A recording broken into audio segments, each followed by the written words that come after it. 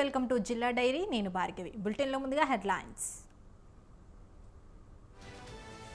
మహిళల భద్రతపై సచివాలయంలో సీతక్క సమీక్ష. సమగ్ర నివేదిక త్వరలోనే సీఎంకు అందజేస్తామన్న మంత్రి.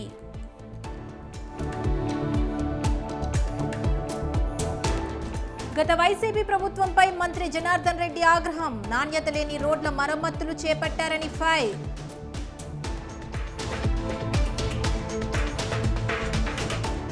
రాయలసీమ అభివృద్ధిపై చంద్రబాబు దృష్టి పెట్టాలన్న తులసిరెడ్డి. లేకపోతే చరిత్రలో ద్రోహిగా మిగిలిపోతారని కాంగ్రెస్ నేత హెచ్చరిక. ఏపీలో పలు జిల్లాల్లో మాల మహానాడు ధర్నా. ఎస్సీ వర్గీకరణ నిలిపివేయాలంటూ ఆందోళనలు.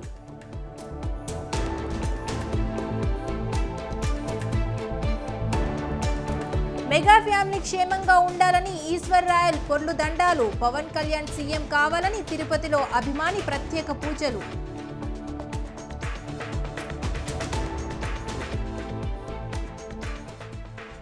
అనంతపురం రాయదుర్గంలో దంచికొట్టిన వాన. లోతట్టు ప్రాంత ప్రజలు అయోమయం.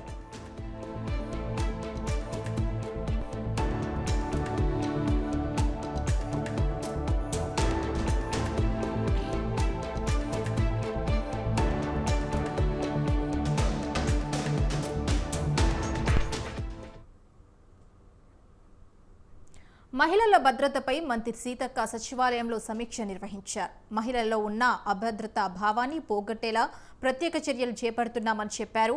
మహిళలకు రక్షణ, సామాజిక భద్రత కల్పించేలా తమ ప్రభుత్వం కృషి చేస్తుందన్నారు. శిక్షణ ఏకకాలంలో అమలైతేనే క్రైమ్ రేట్ తగ్గుతుందని చెప్పారు.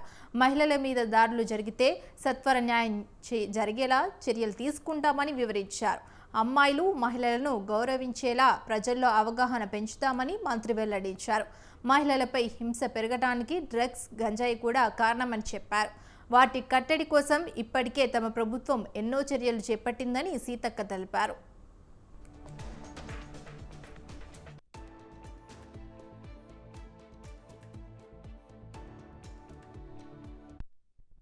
అంటే నాట్ ఓన్లీ ఉమెన్ సేఫ్టీగా ఉండడం, అవతల వాళ్ళు కూడా ఎలా రూడ్ అంటే వాళ్ళ బిహేవియర్స్ కూడా ఎట్లా చేంజ్ చేసుకోవాలి అనే దాని అవేర్నెస్ కూడా మనకు చాలా అవసరం. అది ఇప్పుడు అందరిలో డిస్కషన్ వచ్చేది అదే. మహిళల సేఫ్టీ గురించి మనం చాలా ఆలోచిస్తాం. ఉమెన్ సేఫ్టీ అంటే నాట్ ఓన్లీ ఉమెన్ సేఫ్టీగా ఉండడం.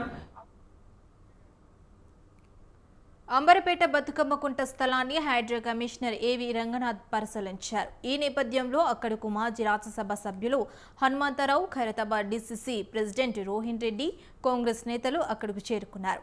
అనంతరం బతుకమ్మ కుంటను బతుకమ్మ ఆడేందుకు కుంటగా ఏర్పాటు చేయాలని రంగనాథ్కు విన్నవించారు. దీనిపై హైడ్రా కమిషనర్ సానుకూలంగా స్పందించారు.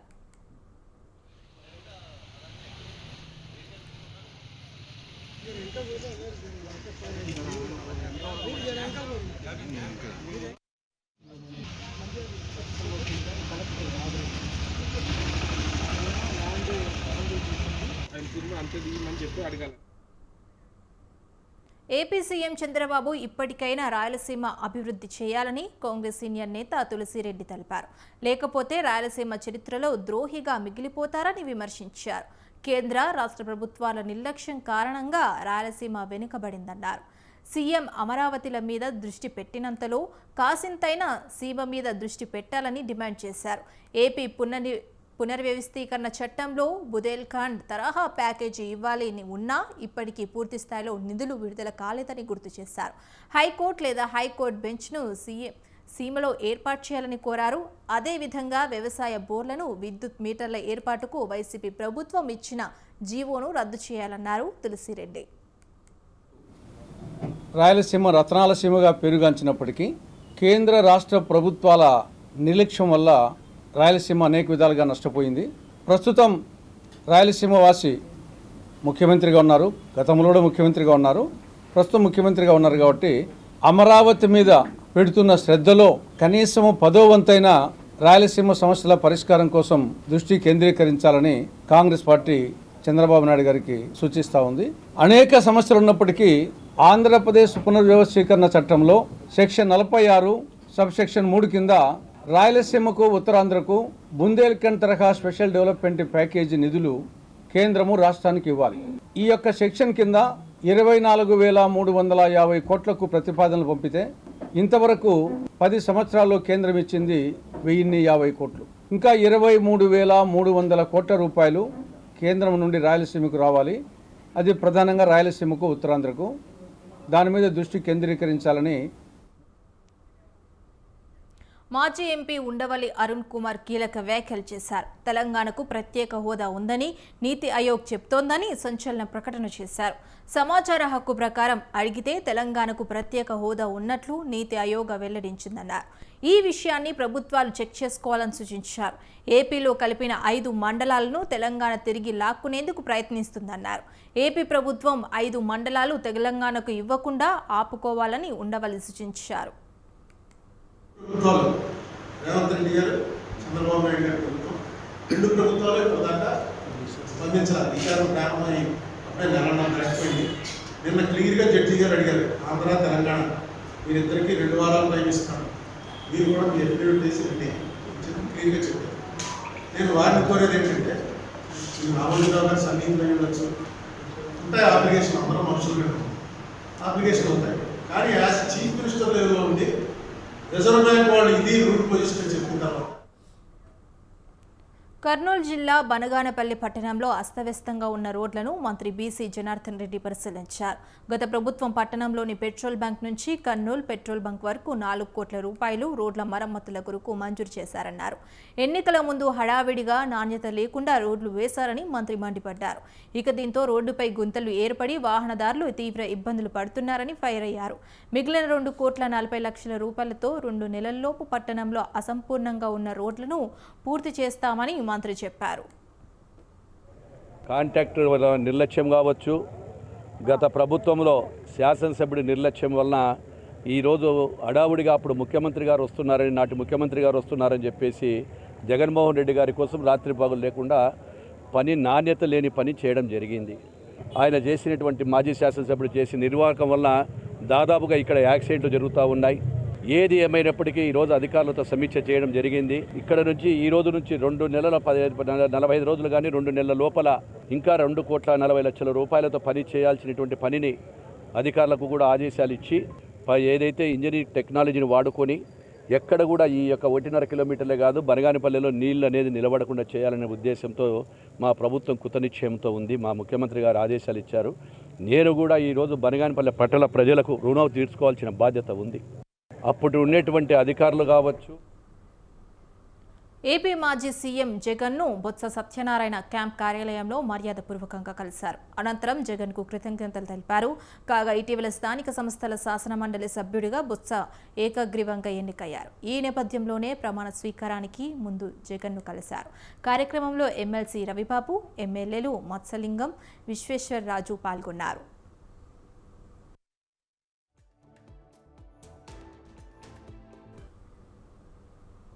ఎస్సీ వర్గీకరణను నిలిపివేయాలంటూ మాల మహానాడు చేపట్టిన బంద్తో పశ్చిమ గోదావరి జిల్లా నరసరావుపురంలో దుకాణాలు మూతపడ్డాయి.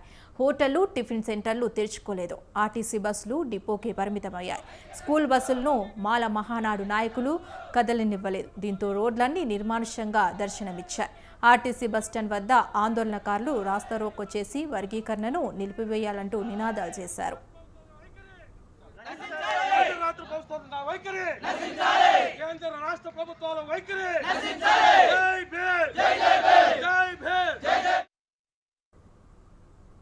ABCDలు వర్గీకరించిన ఎస్సీ వర్గీకరణను వెంటనే రద్దు చేయాలని కోరుతూ నేడు మాల మహానాడు భారత్ బంద్కు పిలుపునిచ్చింది. దీంతో విశాఖలో మాల మహానాడు నేతలు ఆందోళన చేపట్టారు. వెంటనే ఎస్సీ వర్గీకరణను రద్దు చేయాలని డిమాండ్ చేశారు. అరకులోయలో వ్యాపారులు స్వచ్ఛందంగా వాణిజ్య సముదాయాలు, హోటల్స్ను మూసివేశారు.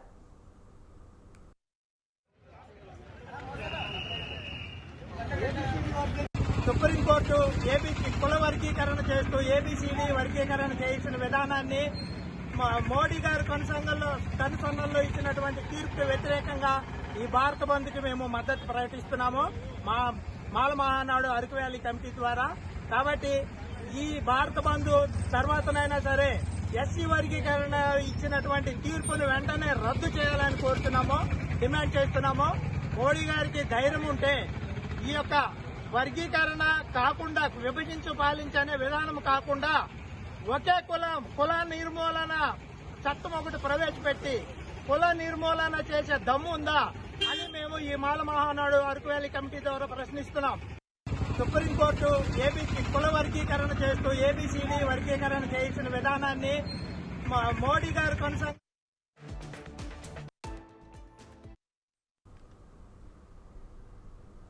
ఎస్సీ వర్గీకరణకు వ్యతిరేకంగా సుప్రీంకోర్టు తీర్పును ఖండిస్తూ ఏలూరు జిల్లా నూజివీడ్లో మాల మహానాడు నేతలు నిరసన చేపట్టారు. ఆర్టీసీ డిపో నుంచి ఆందోళనకారులు బస్సులను కదలనివ్వలేదు. బంద్ ప్రభావంతో ప్రభుత్వ, ప్రైవేట్ విద్యా సంస్థలు మూతపడ్డాయి. ఎస్సీ వర్గీకరణకు వ్యతిరేకంగా నినాదాలు చేశారు. పాఠశాలలు, కళాశాలలకు వెళ్లేందుకు విద్యార్థులు ఆటోలు, ఇతర వాహనాలను ఆశ్రయించారు.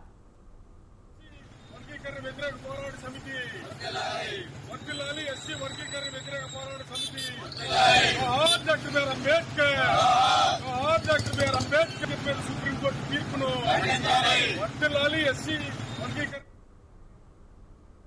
ఎస్సీ వర్గీకరణకు వ్యతిరేకంగా దళిత సంఘాలు ఇచ్చిన పిలుపుతో భారత్ బంద్ కాకినాడ జిల్లాలో ప్రశాంతంగా జరిగింది.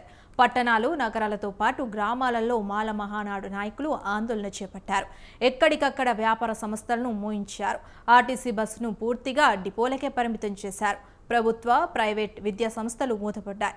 ఎస్సీ వర్గీకరణ ఆలోచనను కేంద్ర, రాష్ట్ర ప్రభుత్వాలు సుప్రీంకోర్టు పునఃసమీక్షించాలని డిమాండ్ చేశారు.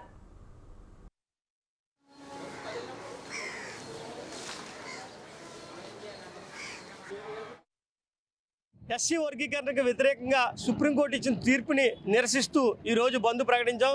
తెల్లవారుజాము 4 గంటలకే ఆర్టీసీ కాంప్లెక్స్ మరి బస్సులు ఆపడం, కాకినాడ నలుమూలల నుంచి కూడా ప్రజలు మాకు మద్దతు పలికారు. అలాగే ప్రైవేట్ సంస్థలు, షాపింగ్ మాల్స్, గవర్నమెంట్ ఆఫీసులు ఇవన్నీ కూడా మాకు మద్దతు పలికి బంద్ని విజయవంతం చేశారు. ఈ బంద్ని విజయవంతం చేసి సుప్రీంకోర్టు ఇది ఇచ్చిన తీర్పుని వెనక్కి తీసుకోవాలని, మోడీ గవర్నమెంట్కి కళ్ళు తెరవాలని ఈ సందర్భంగా దళిత సంఘాలు, ప్రజా సంఘాలు, విద్యార్థి సంఘాలు ఈ వర్గీకరణ పూర్తిగా ఈ ఆంధ్రప్రదేశ్ రాష్ట్ర ప్రభుత్వం సమర్థిస్తున్నట్టు మాకు తెలుస్తూ ఉంది. ఎక్కడికక్కడ ఎవరైతే ఈ బంద్ను జయప్రదం చేయాలని తిరుగుతున్నారో నాయకులందరినీ కస్టడీలో తీసుకున్నట్టు మాకు సమాచారం అందుతుంది. కాకినాడలో ఇప్పటివరకు అరెస్టులు జరగలేదు. కాకినాడలో గత 2 రోజులుగా ప్రతి వ్యాపార సంస్థని, విద్యా సంస్థలకి మేము నోటీసులు ఇచ్చాం బంద్కి సహకరించాలని. ఇప్పటి వరకు అందరూ సహకరిస్తూనే ఉన్నారు. ఆర్టీసీ కూడా బయట లోపలికి వచ్చి బస్సులు తప్పించి బయటికి వెళ్ళి బస్సులు ఏమి కనిపించట్లేదు. విద్యా సంస్థలు సెలవు ప్రకటించారు. ఇంకా 10 గంటల నుంచి ఈ వ్యాపార సంస్థలు కూడా తీయరని మాకు వాళ్ళు మాట ఇచ్చారు. ఇప్పుడైతే ప్రశాంతంగా జరుగుతుంది. ఇప్పటికైనా సుప్రీంకోర్టు తన నిర్ణయాన్ని మార్చుకోవాలి. గతంలో సుప్రీంకోర్టు ఇచ్చిన తీర్పు వర్గీకరణ చెల్లదు, ఇది పార్లమెంట్లో చట్టం చేయాలని అప్పుడు తీర్పిస్తే దాన్ని కాదని ఈరోజు మళ్ళీ సుప్రీంకోర్టులో తీర్పునివ్వడం మాకు అనుమానాలు రేగిస్తుంది. దీని మీద ప్రభుత్వ పెద్దల హస్తం సుప్రీంకోర్టు మీద ఉందేమో అని అనుమానం కూడా కలుగుతూ ఉంది. ఈ వర్గీకరణ పూర్తిగా ఈ ఆంధ్రప్రదేశ్ రాష్ట్ర ప్రభుత్వం సమర్థిస్తున్నట్టు మాకు తెలుస్తూ ఉంది. ఎస్సీ వర్గీకరణపై సుప్రీంకోర్టు తీర్పును వ్యతిరేకిస్తూ హైదరాబాద్ ట్యాంక్ బండ్పై వర్గీకరణ వ్యతిరేక పోరాట సమితి నాయకులు ఆందోళన చేపట్టారు. భారత్ బంద్లో భాగంగా మాల మహానాడు జాతీయ అధ్యక్షుడు చెన్నయ్య ఆధ్వర్యంలో సమితి నాయకులు అంబేద్కర్ విగ్రహం ముందు బైఠాయించారు. ఎస్సీ వర్గీకరణకు వ్యతిరేకంగా నినాదాలు చేశారు. గతంలో ఎస్సీ వర్గీకరణ చెల్లదంటూ సుప్రీంకోర్టు ఇచ్చిన తీర్పును పట్టించుకోకుండా కేంద్ర ప్రభుత్వం ప్రోద్బలంతో సుప్రీంకోర్టు ధర్మాసనం తీర్పును ఇచ్చిందని వారు ఆరోపించారు. ఎస్సీ కులాల మధ్య చిచ్చు పెట్టేందుకు వర్గీకరణ తెరపైకి తీసుకొస్తున్నారని విమర్శించారు.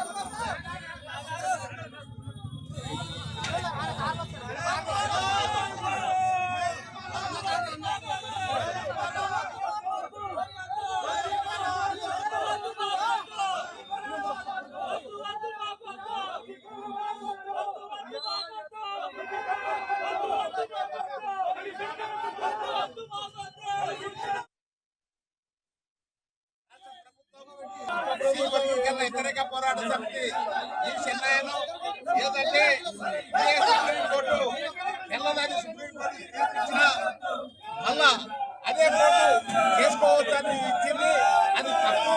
తీవ్రంగా ఖండిస్తున్న సుప్రీంకోర్టును. ఎందుకంటే ఇది మోడీ వెనుక వెంకయ్య నాయుడు, వెంకయ్య నాయుడు వెనుక కిషన్ రెడ్డి, నారా చంద్రబాబు నాయుడు అందరూ ఇది కుట్ర చేసి సుప్రీంకోర్టును ఒప్పించిందని కూడా మేము డిమాండ్ చేస్తున్నాం. అదే కోర్టు ఎన్నిక తీసుకున్న దగ్గర రాష్ట్ర వ్యాప్తంగా ధర్నాలు, రసరోకలు అన్ని బంద్ చేస్తున్నాము. మేము పోరాటం చేసి ఎస్సీ వర్గీకరణ కాకుండా సుప్రీంకోర్టుకు పిటిషన్ వేసి న్యాయమూర్తులు 9 మంది న్యాయమూర్తులతో సుప్రీంకోర్టుకు కోర్టేసి సాంకేతిక కారణాల వలన మాఫీ కాని రైతుల వద్ద నుంచి సంబంధిత పత్రాలను స్వీకరిస్తున్నామని గద్వేల్ డివిజన్ వ్యవసాయ అధికారి నాగరాజ్ తెలిపారు. స్థానిక రైతు వేదికలో రైతుల నుంచి దరఖాస్తులు తీసుకుంటున్నామని చెప్పారు. ఇప్పటి వరకు తెలంగాణ ప్రభుత్వం 3 విడతలుగా 2 లక్షల వరకు రైతు రుణమాఫీ చేసిందని వెల్లడించారు. 2 లక్షల పైన ఉన్న రైతులు సంబంధిత బ్యాంకులలో మిగతా రుణాన్ని కట్టవలసి ఉంటుందని చెప్పారు. మాఫీ కాని రైతులు కుటుంబ నిర్ధారణ సర్టిఫికేట్, ఆధార్ కార్డ్ అప్డేట్ చేసుకోవాలని సూచించారు. ఇక మరోవైపు అందరితో పాటు తమకు రుణమాఫీ కావాలని మాఫీ కాని రైతుల ఆవేదన వ్యక్తం చేస్తున్నారు. ఇద్దరి పేరు మీద రుణమాఫీ కాలేదు, రుణమాఫీ చేయగలరని గవర్నమెంట్ కోరుతుంది. మరి నాకు అందరూ నాకు కూడా మాఫీ కావాలి సార్. నాకంటే ఎంత తీసుకున్నా అయింది, నేను ఎప్పటికప్పుడు రెన్యువల్ చేస్తూనే ఉన్నాను, నాకు కాలేదు సార్. మరి రుణమాఫీ అందరికి అయింది కానీ నాకు కాలేదు. మా ఊర్లో కూడా ఇంకా కొందరికి కాలేదు. నాకు కూడా కావాలని కోరుకుంటున్నాను. 3,13,000 నాకు రుణమాఫీ రాలేదు. రుణమాఫీ రావాలని అందుకని కావాలి. మాఫీ 1,85,000 మాఫీ కాలేదు. మాకు కూడా రైతు రుణమాఫీ కావాలని కోరుకుంటున్నాం. రేషన్ కార్డుకు ఒక 2 లక్షల రూపాయలు అన్నారు కాబట్టి కనీసం ఆ 2 లక్షలన్నా మాఫ్ చేస్తే బాగుండాలి. 2,60,000 రుణం తీసుకున్నాను, రుణమాఫీ కాలేదు. 2 లక్షల చిల్లర ఉన్నదని ఇద్దరు. కామారెడ్డి జిల్లా కేంద్రంలోని కలెక్టర్ కార్యాలయం ముందు భారతీయ కిసాన్ సంఘ్ ఆధ్వర్యంలో చెలో కలెక్టరేట్ కార్యక్రమాన్ని రైతులు నిర్వహించారు. ప్రభుత్వ డిగ్రీ కళాశాల మైదానం నుంచి కలెక్టర్ కార్యాలయం వరకు ర్యాలీగా వచ్చి కలెక్టర్ కార్యాలయం ఎదుట బైఠాయించి ఆందోళన వ్యక్తం చేశారు. తెలంగాణ ప్రభుత్వం ఎలాంటి షరతులు లేకుండా వెంటనే 2 లక్షల పంట రుణమాఫీ చేయాలని డిమాండ్ చేశారు. పంట పాస్బుక్ ఉన్న ప్రతి ఒక్క రైతుకు రుణమాఫీ చేయాలని, రేషన్ కార్డుతో సంబంధం లేకుండా రైతులను ఆదుకోవాలని కోరారు. కొత్త రూల్స్ పెట్టి రైతులను ఆగం చేయొద్దని, రైతు లేనిదే రాజ్యం లేదని అన్నారు. అలాంటి రైతులను ఇబ్బందులకు గురి చేయవద్దని రైతులు డిమాండ్ చేశారు. ఆధార్ కార్డు ప్రకారం అని, రేషన్ కార్డు ప్రకారం అని వివిధ ఆంక్షలు పెడుతూ చాలా సగం మందికి మాత్రమే రుణమాఫీ జరుగుతున్నట్టుగా రైతులందరూ ఇబ్బందులు పడుతూ ఉన్నారు. రైతు ఘోష ఇది చెప్పలేంది. మరి ఈ విధంగా రైతులకు ప్రభుత్వం పునరాలోచించి మరి అప్పుడు రుణాలు ఇచ్చినప్పుడు రేషన్ కార్డు ప్రకారం రుణాలు ఇవ్వలేరు, ఓట్లు వేసుకుంటే అప్పుడు రేషన్ కార్డు ఉంటేనే ఓట్లు వేయాలని ఎలాంటి నిబంధన లేదు. మరి ఈరోజు వచ్చేసరికి రేషన్ కార్డు ప్రకారం అని చెప్పే ప్రభుత్వం మరి ఆంక్షలు విధిస్తూ సగం మందికి రైతులకే రుణమాఫీ చేస్తూ మిగిలిన రైతులకు రుణమాఫీ చేయకుండా చేయడం చాలా ఇబ్బందికరం. ఎలక్షన్ల కన్నా ముందు ప్రతి రైతు రుణం తీసుకోండి, మేము రాగానే వెంటనే 2 లక్షల రుణమాఫీ చేస్తాము అన్నది. ఆ రోజు రేషన్ కార్డు, పట్ట పాస్బుక్, ఆధార్ కార్డు అని ఏ లింకు పెట్టకుండానే ప్రతి రైతుకు చేస్తా అని చెప్పింది. ఈరోజు మాట తప్పి రేషన్ కార్డు అని 2 లక్షల పైన రుణమున్న రైతు ముందే కట్టాలని, మరియు ఆధార్ కార్డు అని ఏదో లింకు పెట్టుకుంటా ఇప్పటి వరకు 45% మాత్రమే అయింది. ఇంకా 65% రుణమాఫీ కావాల్సి ఉంది. కనుక భారతీయ కిసాన్ సంఘ్ తరఫున ఉన్న ఫలంగా తక్షణమే 2 లక్షల రుణమాఫీ చేయాలని భారతీయ కిసాన్ సంఘ్ డిమాండ్ చేస్తుంది.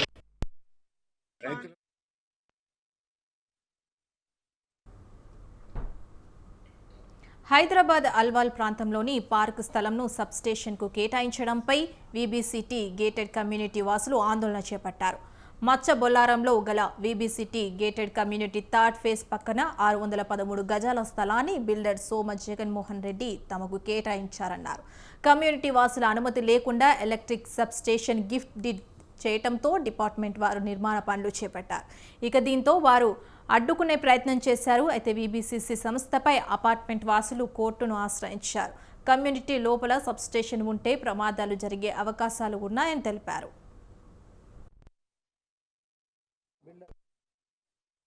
घर लिया था 2018 में ये सोच के कि हमें एक अच्छा एनवायरनमेंट मिलेगा हमारे बच्चों को। तो यहाँ पर तो ऐसा हो रहा है कि बिल्डर अभी सडनली सबस्टेशन लेकर आ गया है, उससे हमारे बच्चों को इतना प्रॉब्लम होने वाला है। रेडिएशन के साथ साथ कैंसर्स होने की भी बहुत बड़ी प्रॉब्लम है। हम उनको बोल रहे हैं कि कहीं और शिफ्ट करिए, please do not give gift deed, आप मत दीजिए गिफ्ट डीड एज सबस्टेशन यहाँ पर इलेक्ट्रिसिटी डिपार्टमेंट को। लेकिन बिल्डर हमारी बात नहीं सुन रहा है, इसलिए हमने मीडिया को आज बुलाया है ताकि हमारी बात आप सब तक पहुँचे।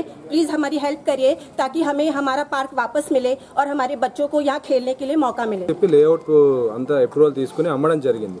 తర్వాత సడన్గా వీళ్ళు కాదు సబ్స్టేషన్ అని అనౌన్స్ చేయడం జరిగింది.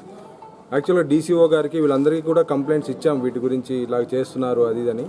అందరూ అపోజ్ చేసిన తర్వాత కూడా వాళ్ళు వినకుండా యాక్చువల్గా ఇది ఒక చీటింగ్ అని చెప్పాలి, మోసం చేస్తుంది ఇండిస్ మేనేజ్మెంట్. ఇప్పుడు ఒక సబ్స్టేషన్ పెట్టాలంటే దానికి ప్రాపర్ ప్రొసీజర్ ఉంటుంది, అప్రూవల్స్ తీసుకొని అందరి అగ్రిమెంట్ తీసుకొని చేయాలి. అలా కాకుండా సేల్ చేసిన తర్వాత మేము ఇక్కడ పార్క్ కాదు సబ్స్టేషన్ కాదు ఇంకోటి అని చెప్పడం అనేది ఇది చాలా అన్యాయం ఇచ్చే విషయం అండి, అన్యాయం కింద పరిగణించాలి. घर लिया था 2008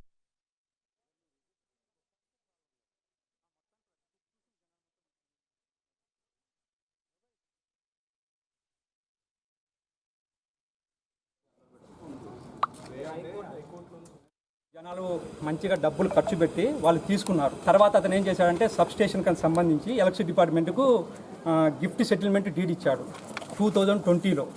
ఆ విషయం ఎవరికి తెలియదు, మాకు ఈ మధ్య రీసెంట్గా తెలిసింది ఆ విషయం. తెలవబట్టి ఇక్కడ ఉన్న రెసిడెంట్స్ మొత్తం కలిసి అతనికి అప్రోచ్ కావడానికి సంతకాలు పెట్టి అతని పగరంగా తీసుకెళ్ళిన తర్వాత అతను మాకేం చెప్పకుండా ఈ రోజు వచ్చి ఎటువంటి అథారిటీ అప్రూవల్ లేకుండా మాకు సంబంధించిన ప్రాపర్టీని ఇండిస్ వీబీసీ సంబంధించిన వాళ్ళను మాకు ఎటువంటి రెసిడెంట్కి ఇన్ఫార్మ్ చేయకుండా దౌర్జన్యంగా బలవంతంగా కిరాయితులు తీసుకొచ్చి ఎటువంటి ఉద్దేశపరంగా లేకుండా ఉన్న చిన్న పిల్లలను పెద్దోళ్ళని అందరినీ బెదిరించి మా గోడ పగలగొట్టాడు. అందుకు కావాల్సిన మీడియా వారి తరపు నుంచి సీఎం వరకు పోయేదాకా నింపించి అదేవిధంగా జిఎంసీసీ అప్రూవల్కు పాత అప్రూవల్ ప్రకారం అయితే మాకు పార్క్ ఉంది, ఇప్పుడు ప్రకారం అయితే అప్రూవల్ ప్రకారం పార్క్ అటువంటిది లేకుండా సబ్స్టేషన్ పెట్టి దానివల్ల మాకు ఎటువంటి యూటిలైజ్ లేదు. ప్రస్తుతం ఉన్న రెసిడెంట్స్ మొత్తం కలిసి మేడ్చల్ జిల్లా జవహర్ నగర్ పోలీస్ స్టేషన్ పరిధిలో గంజాయి పట్టివేత కలకలం రేపింది. జవహర్ నగర్ డంపింగ్ యార్డ్ సమీపంలో గల గోశాల వద్ద ముందస్తు సమాచారంతో పోలీసులు, ఎస్ఓటీ పోలీసులు సంయుక్తంగా రెక్కీ నిర్వహించారు. 10 కిలోల గంజాయితో వెళ్తున్న ఒరిస్సా రాష్ట్రానికి చెందిన 4 వ్యక్తులతో పాటు 2 కార్లను స్వాధీనం చేసుకున్నారు. అనంతరం వారి వద్ద నుంచి 4 సెల్ ఫోన్ సీజ్ చేసి స్టేషన్కు తరలించారు.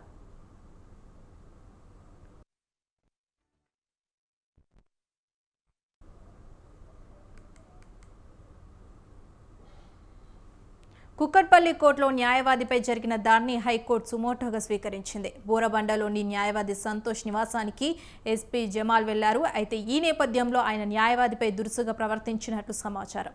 మీడియా కథనాల ఆధారంగా హైకోర్టు సుమోటోగా కేసు స్వీకరించింది.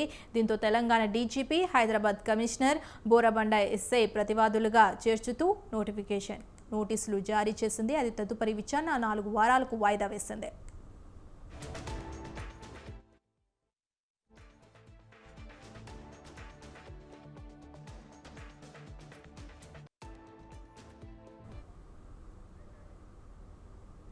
అనంతపురం జిల్లా రాయదుర్గం నియోజకవర్గంలో గత 2 రోజులుగా భారీ వర్షాలు పడుతున్నాయి.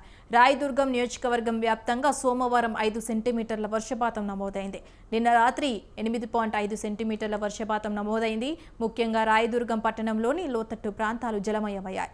రాయదుర్గం పట్టణంలోని KB palace road, Madhu talkies area, Komili వీధి, రామస్వామి వీధి, కృష్ణాశ్రమం, అలాగే చౌడమ్మ గుడి తదితర లోతట్టు ప్రాంతాలు వరద నీటితో మునిగాయి.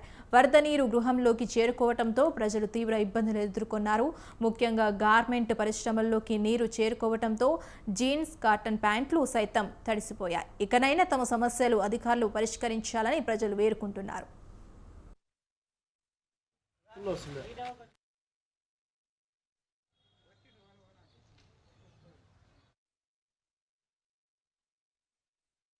గార్మెంట్ ముందర ప్రధాన కాలువ ఉండడం వల్ల, ప్రధాన కాలువ వెడల్పు తక్కువ ఉండడం వల్ల కురిసిన భారీ వర్షాలకు కాలువ నుండి 4 అడుగుల మేర నీళ్ళు వచ్చి మా కటింగ్ సెక్షన్లోకి నీళ్ళన్నీ వచ్చి ఐటమ్ మొత్తం నానిపోవడం జరిగింది. దీనివల్ల మాకు లక్షల నష్టం వచ్చింది.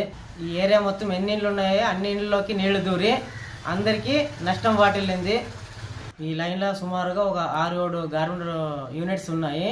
అన్ని ఇళ్లలోకి నీరు రావడం వల్ల మ్యాక్సిమం 4 నుంచి 5 లక్షల దాకా నష్టం వాటిల్లింది. ప్రభుత్వం కొద్దిగా సహకరించి ఆదుకుంటే మళ్ళీ మేము రన్ చేసే అవకాశం ఉంటుంది. కార్మికులకు ఉపాధి కల్పించే అవకాశాలు ఉంటాయి. గార్మెంట్ ముందర ప్రధాన కాలువ ఉండడం వల్ల, ప్రధాన కాలువ వెడల్పు తక్కువ ఉండడం వల్ల కురిసిన భారీ వర్షాలకు